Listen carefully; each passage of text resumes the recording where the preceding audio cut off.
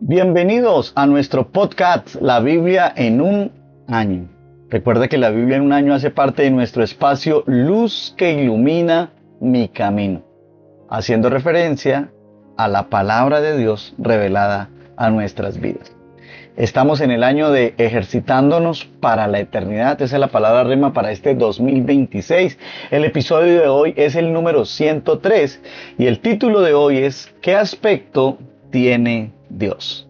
Entonces, atentos porque hoy es un día de gran bendición.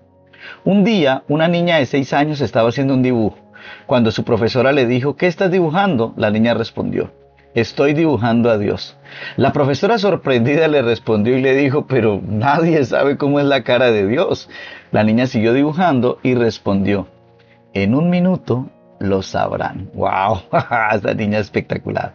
Una de las aventuras que tenemos cuando tú y yo nos metemos en esa bendición poderosa de poder, esa disciplina de poder leer la palabra diario, de poder escucharla, es que, y eso lo hacemos obviamente a través de la Biblia en un año, es que nos podemos hacer una imagen completa de la naturaleza y el carácter de Dios, de lo que le gusta a Dios, de lo que no le agrada, el por qué Dios nos manda o nos lleva a la santidad. Podemos ver esas características de un Dios perdonador, de un Dios que ayuda, de un Dios que bendice, de un Dios que restaura, de un Dios que limpia, de un Dios que sana, de un Dios que salva, de un Dios que es bueno en gran manera. De la misma manera podemos ver un Dios que no es un anciano con un bastón esperando a que todo el mundo haga lo que quiere. No, Dios tiene sus normas y ya esas normas están establecidas para todos los hombres. ¿Sí? Una de ellas, dice la palabra, está establecido para todos los hombres que mueran una vez y después de esto el juicio. Eso dice la palabra de Dios, como tantas normas, ¿sí? Bueno, entonces, cuando podemos tenerlo, podemos aprender y conocerlo a Él, podemos tener o adquirir una comprensión mayor acerca de cómo es Dios. ¿Sabes? Quiero invitarte a que hagamos la primera lectura de hoy, y es que hoy vamos a leer Salmos capítulo 45, versículos del 1 al 9. Recuerda que en el 2026 estamos leyendo la Nueva Traducción Viviente. Hermosas palabras conmueven mi corazón, por eso recitaré un bello poema acerca del rey, pues mi lengua es como una pluma de un hábil poeta. Eres el más apuesto de todos, de tus labios se desprenden palabras amables. Dios mismo te ha bendecido para siempre. Ponte la espada, oh poderoso guerrero. Eres tan glorioso, tan majestuoso. Cabalga con majestad hacia la victoria y defiende la verdad, la humildad y la justicia. Avanza para realizar las obras imponentes. Tus flechas son afiladas, traspasan el corazón de tus enemigos y las naciones caen a tus pies. Tu trono, oh Dios, permanece por siempre y para siempre. Tú gobiernas con un cetro de justicia y amas la justicia y odias la maldad. Por eso Dios, tu Dios, te ha ungido, derramando el aceite de alegría sobre ti más que sobre cualquier otro. Mirra, aloe y casia perfuman tu manto. En palacios de marfil, la música de cuerdas te entretiene. Hijas de reyes hay entre las mujeres de tu corte. A tu derecha está la reina, lleva joyas del oro más fino de Ofir. ¡Wow! La palabra de Dios es poderosa y eficaz y es más cortante que una espada de dos filos. Recordemos eso. Bueno, mis amados, y ahora en la lectura de este salmo da como resultado el primer punto de nuestro podcast de hoy. Y el primer punto es el Rey Jesús. El autor de Hebreos ve este salmo como una descripción profética acerca de Jesús. Por eso el autor de Hebreos escribe, pero con respecto al Hijo dice, tu trono, oh Dios, permanece por los siglos de los siglos. Eso lo puedes ver en Hebreos capítulo 1, versículos del 8 al 9, haciendo mención de los versículos 6 y 7 del Salmo de hoy. Este es uno de los casos más claros en el Nuevo Testamento en el que se dirige a Jesús el apelativo de Dios, como el legítimo objeto de la adoración. Jesús es el cumplimiento del esperado Rey ungido, conocido como el Mesías que da cumplimiento a aquellas profecías. Recordemos que Jesús afirmó que el que me ha visto a mí ha visto al Padre. Eso lo puedes ver allá en San Juan capítulo 14, versículo 9. Dicho de otro modo, si quieres conocer cómo es Dios, mira a Jesús. Así es, y es que Él es en quien la gracia se ha derramado. En estos versículos podemos ver alusiones a la Trinidad entera, Dios Padre, Dios Hijo y Dios Espíritu Santo, ¿sí? Ahí también podemos verlo en Isaías capítulo 61, versículos 1 y 3. Bueno, quiero invitarte para que hagamos una oración, ¿te parece? Una oración especial. Rey Jesús, con majestad cabalga victorioso en nombre de la verdad, la humildad y la justicia. Que tu diestra realice gloriosas hazañas. Ayúdame a someterme a ti como mi Rey, Señor. Verdaderamente a servirte como mi Rey, Señor amado. A tratarte como mi Rey, a respetarte, a darte toda la gloria como lo que eres. El Rey de Reyes, Señor de Señores. Y te acepto como mi Señor y Salvador y que de esa manera pueda vivir. Gracias, Señor. Amén y amén. Bueno, quiero invitarte que ahora vayamos al Nuevo Testamento. Esta vez vamos a leer San Lucas capítulo 15, que es un capítulo que está cargado de la misericordia, la gracia y el perdón de Dios. Por eso quiero decirte a ti que estás escuchando este podcast, tal vez estás apartado, tal vez dejaste los caminos del Señor o tal vez nunca lo has conocido, pues este es uno de los momentos para que puedas recibir lo que Dios quiere decirte en tu corazón y que pueda ser cambiado de una manera especial. Los cobradores de impuestos y los otros pecadores de la mala fama a menudo venían a escuchar las enseñanzas de Jesús. Por eso los fariseos y los maestros de la ley religiosa se quejaban de que Jesús se juntaba con semejantes pecadores y hasta comía con ellos. Entonces Jesús les contó la siguiente historia. Si un hombre tiene 100 ovejas y una de ellas se pierde, ¿qué hará? ¿No dejará las otras 99 en el desierto y saldrá a buscar la perdida hasta que la encuentre? Y cuando la encuentre la cargará con alegría en sus hombros y la llevará a su casa. Cuando llegue llamará a sus hijos y vecinos y les dirá: alégrense conmigo, porque encontré mi oveja perdida. De la misma manera hay más alegría en el cielo por un pecador perdido que se arrepiente y regresa a Dios, que por 99 justos que no se extraviaron. O supongamos que una mujer tiene 10 monedas de plata y pierde una. ¿No encenderá la lámpara y barrerá toda la casa y buscará con cuidado hasta que la encuentre?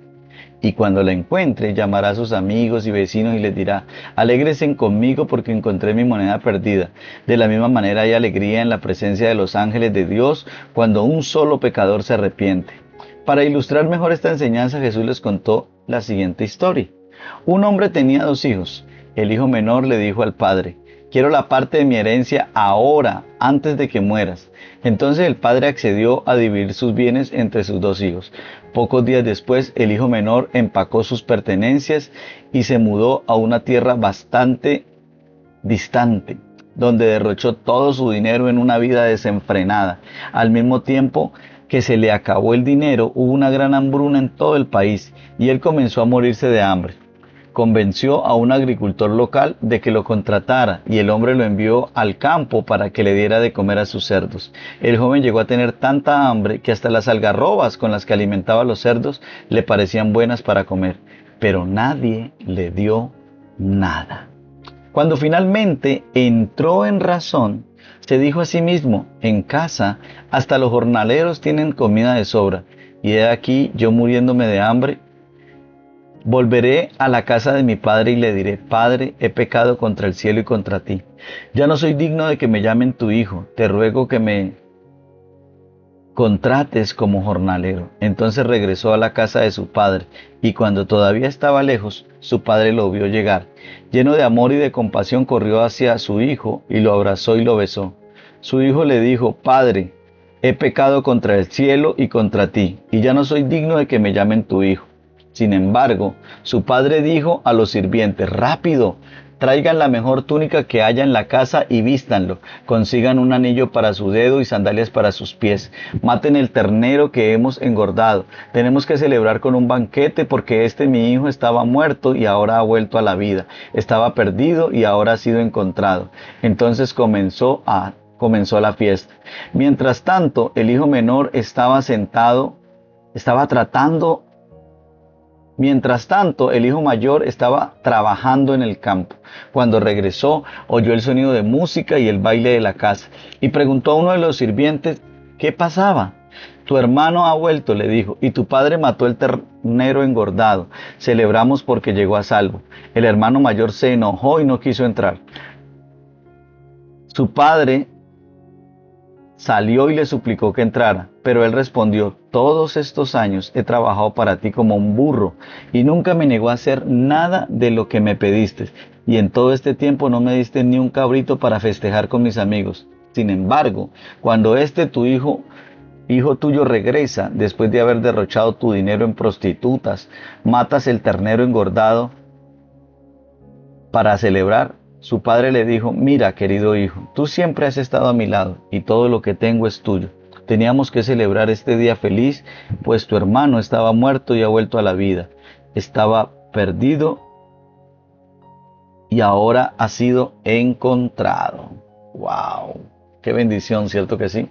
Es que cuando leemos la palabra del Señor, podemos ver el amor de Dios hacia nosotros. No sé usted, pero yo me siento como aquella oveja perdida que el pastor rescató. Así me siento yo. Por eso he despertado en el redil y no sé cómo, junto a algodones y cuidados del pastor. Bueno, aquí encontramos el segundo punto de qué aspecto tiene Dios. El primero lo vimos, que vimos a Jesús como un rey, como lo que es, Rey de Reyes y Señor de Señores. Lo segundo que podemos ver acerca del aspecto de Dios es que es un Padre amoroso. Quiero recordarte que Dios te ama apasionada e incondicionalmente.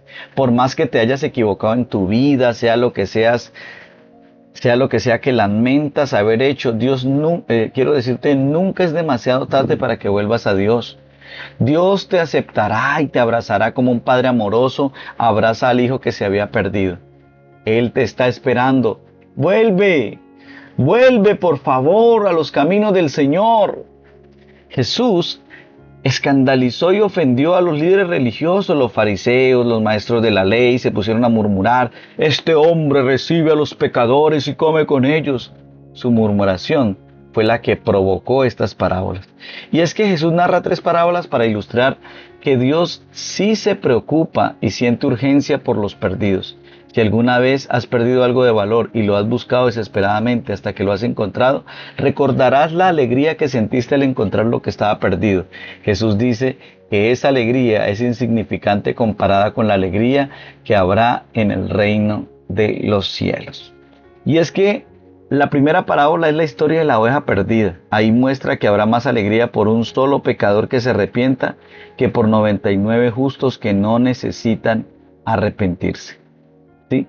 La segunda parábola es la historia de la moneda perdida y muestra cómo se alegra Dios con sus ángeles por un pecador que se arrepiente. Acto seguido, en el que probablemente es el mejor relato que jamás se haya contado, Jesús muestra la increíble revelación acerca de cómo es Dios y lo ve como un Padre amoroso. ¿Y por qué? Porque Él lo ha vivido en carne propia, el amor del Padre. El hijo menor reclama su herencia de una manera terrible, ¿cierto que sí? Porque pide de que su padre le entregue la herencia estando con vida. Recordemos que en la cultura tradicional del Medio Oriente, eso que él hizo equivale como a decirle al padre: Padre, estoy deseando que te mueras. Sí, pedir la herencia estando el papá con vida, en el Medio Oriente es como pedirle al papá que se muera. Un padre tradicional del Medio Oriente lo echaría de la casa. Es una petición indignante y es lo que es de esperar. Y es que un padre se llegue a negar a esto. Pero en un acto extraordinario de amor, el padre rompe la tradición y da a su hijo la libertad de vender su porción de la herencia. Y ello supuso la vergüenza a la familia ante los ojos de toda aquella comunidad. El hijo juntó todo lo que tenía y se fue dejando la ciudad lo más rápido posible. ¿Hacia dónde se fue este hijo? Lejos de su padre.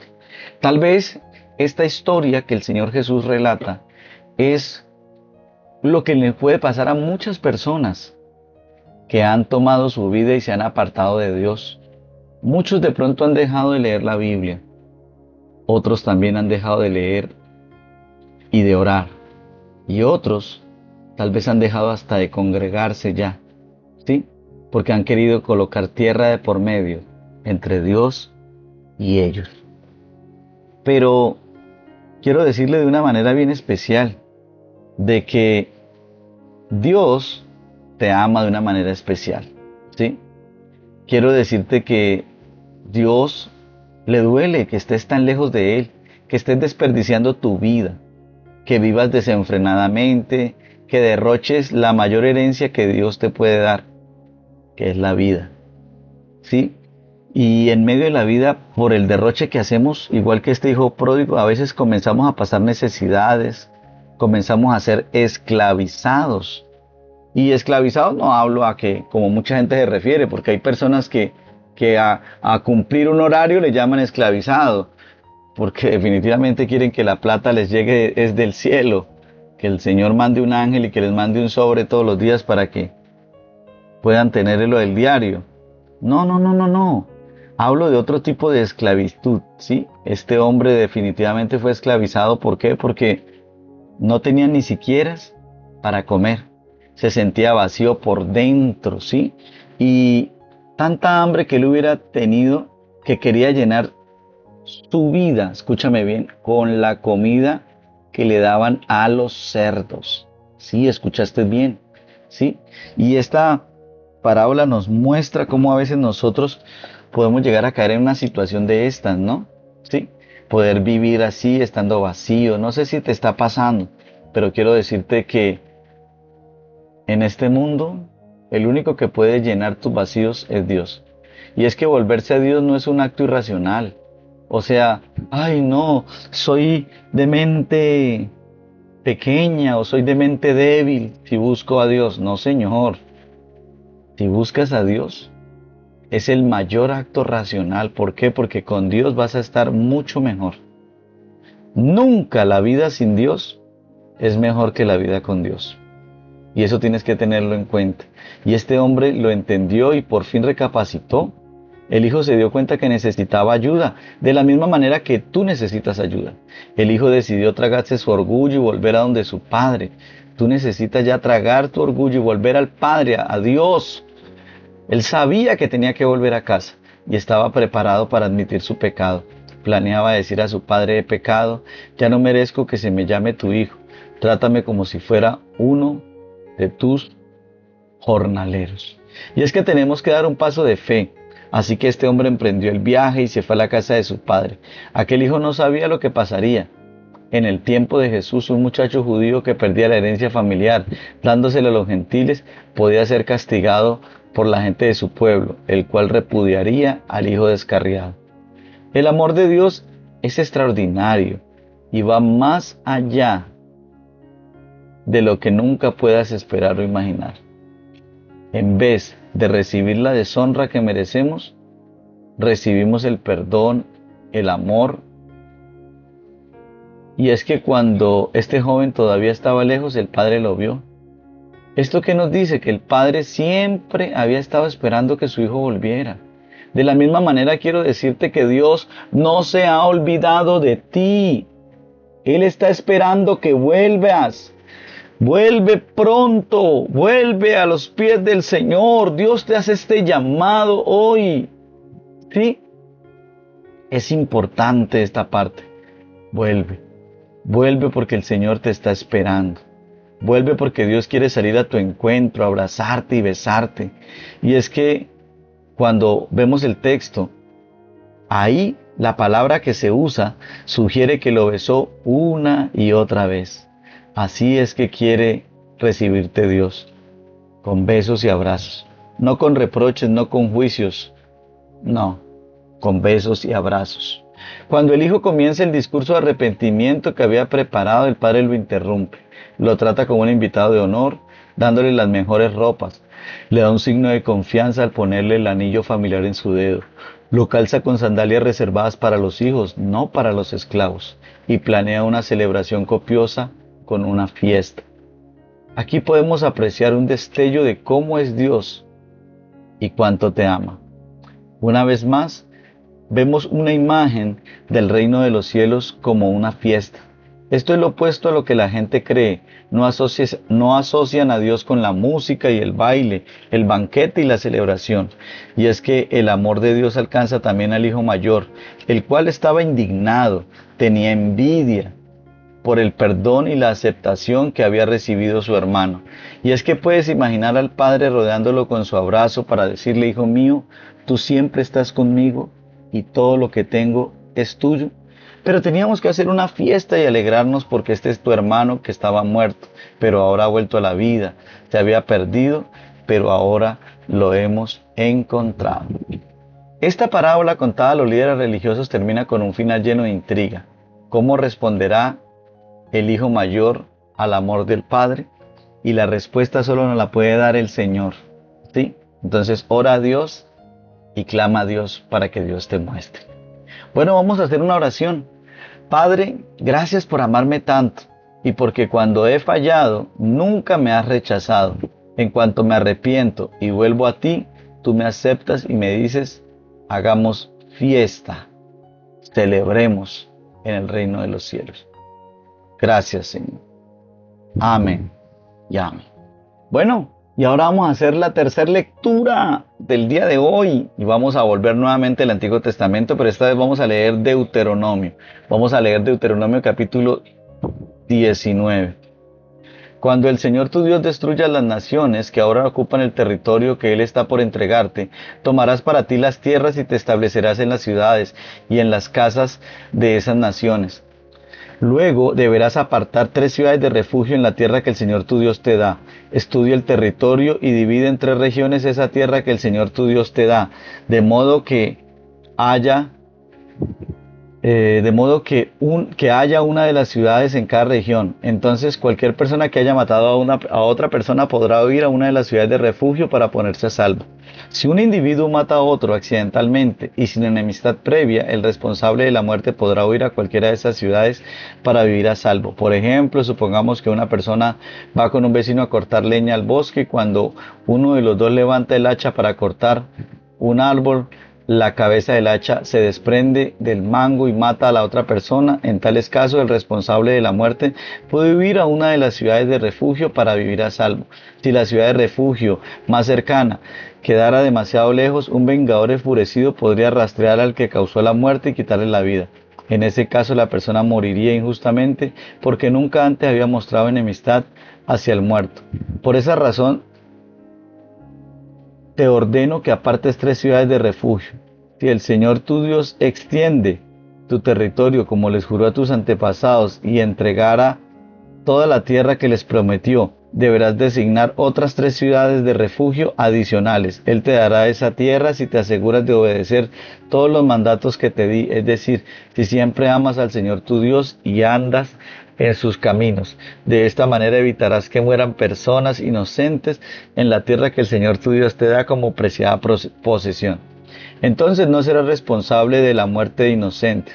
Pero supongamos que alguien está enemistado con un vecino y le tiende una emboscada a propósito y lo mata, y luego huye a una de las ciudades de refugio.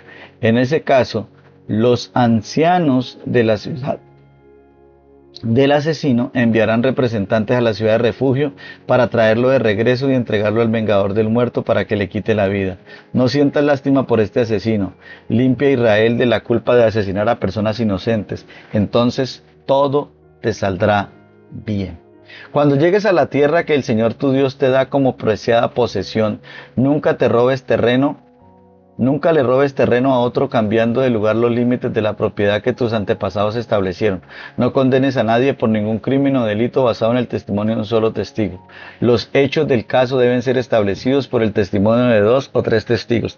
Si un testigo malicioso se presenta y acusa a alguien de haber cometido algún crimen o delito, tanto el que acusa como el acusado deberán presentarse ante el Señor al acudir a los sacerdotes y a los jueces. Tendrán que investigar el caso a fondo. Si el acusador presenta cargos físicos o cargos falsos contra otro israelita, le impondrás a él la sentencia que pretendía para la otra persona. De esa manera vas a limpiar la maldad que hay en medio de ti. Entonces el resto del pueblo se enterará del caso y tendrá temor de cometer semejante maldad. No muestres compasión por el culpable. La regla que seguirás es vida por vida, ojo por ojo, diente por diente, mano por mano, pie por pie. Bueno, ahora vamos a leer Deuteronomio capítulo 20. Vamos a leer desde el versículo del 1 hasta el 20. Cuando salgas a luchar contra tus enemigos y te enfrentes con caballos y carros de guerra y un ejército más numeroso que el tuyo, no tengas miedo. El Señor tu Dios, quien te sacó de la tierra de Egipto, está contigo. Cuando te prepares para una batalla, el sacerdote saldrá a hablarle a las tropas y les dirá: préstenme atención, hombres de Israel, no tengan miedo cuando salgan hoy a pelear contra sus enemigos, no se desanimen ni se asusten, ni tiemblen frente a ellos, pues el Señor su Dios va con ustedes. Él peleará por ustedes contra sus enemigos y les dará la victoria. Luego los jefes del ejército se dirigirán a las tropas y dirán: ¿alguno de ustedes acaba de construir una casa pero aún no la ha estrenado? De ser así, puede irse a su casa. Podría morir en batalla y otro estrenaría su casa. ¿Alguno de ustedes acaba de plantar un viñedo pero aún no ha comido ninguno de sus frutos? De ser así, puede irse a su casa. Podría morir en batalla y otro comería los primeros frutos.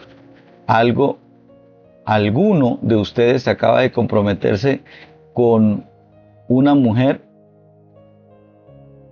pero aún no se ha casado con ella? Bien, puede irse a su casa y casarse.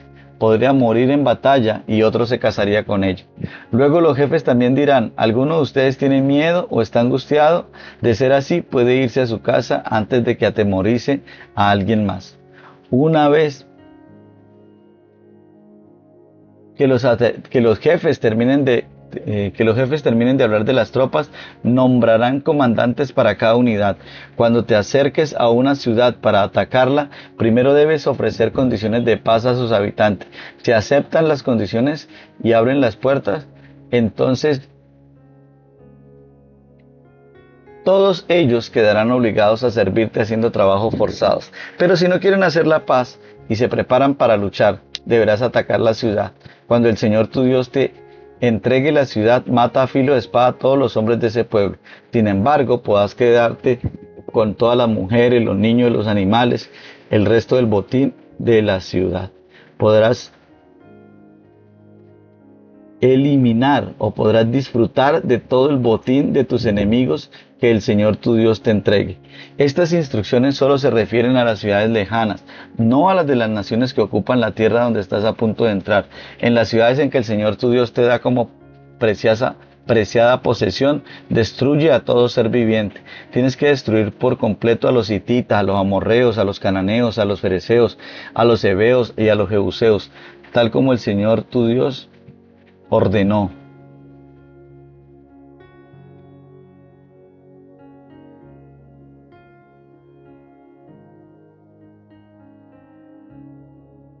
Así evitarás que los pueblos de esa tierra te enseñen a imitar las costumbres detestables que practican cuando rinden culto a sus dioses, lo cual te haría pecar profundamente contra el Señor tu Dios.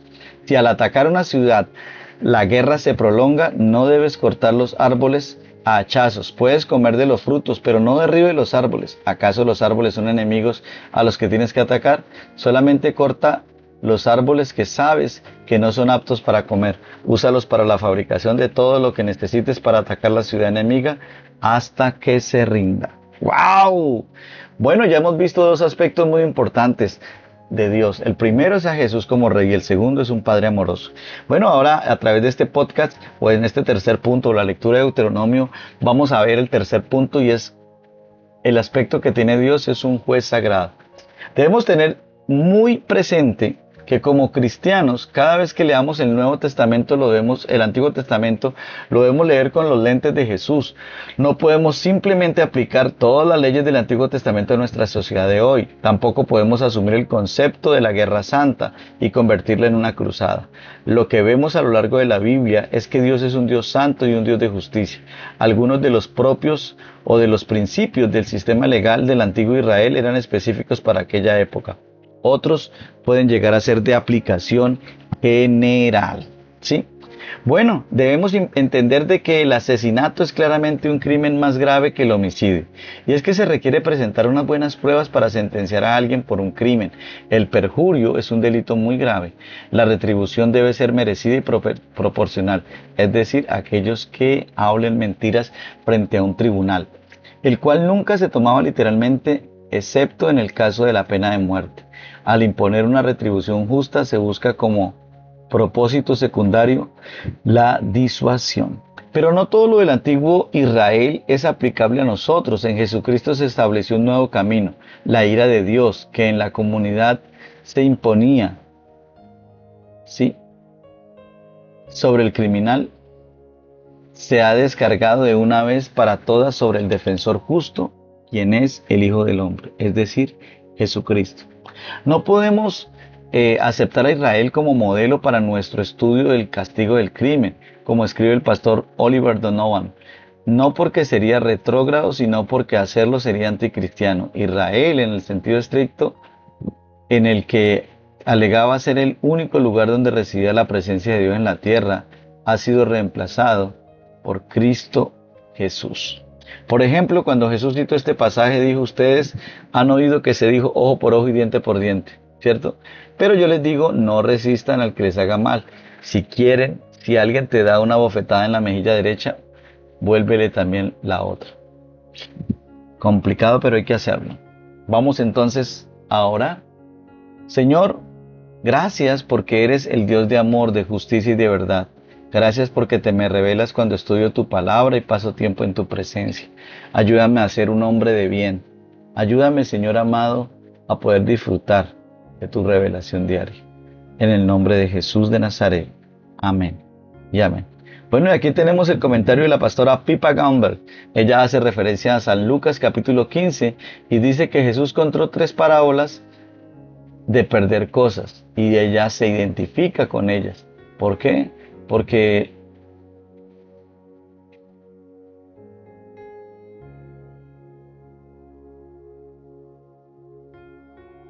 todos nos podemos identificar pues exactamente con todo esto que nos han mostrado hoy. Definitivamente la pastora Pipa dice que a ella continuamente se le pierden las llaves, al pastor Nicky también, y se le pierden también los lentes, las gafas, ¿sí? En una ocasión ella encontró el anillo de su abuela que creía perdido y se sintió igual que la mujer de la parábola cuando pudo encontrar algo que era de gran valor para ella y luego lo pudo encontrar. Bueno, recordemos que este devocional es escrito por el pastor Nicky Gamble de la iglesia HTB en Londres, Inglaterra, y la voz que le dio vida a este podcast es de Luis Alfonso González. Bueno, mis amados, hasta la próxima. Bendiciones.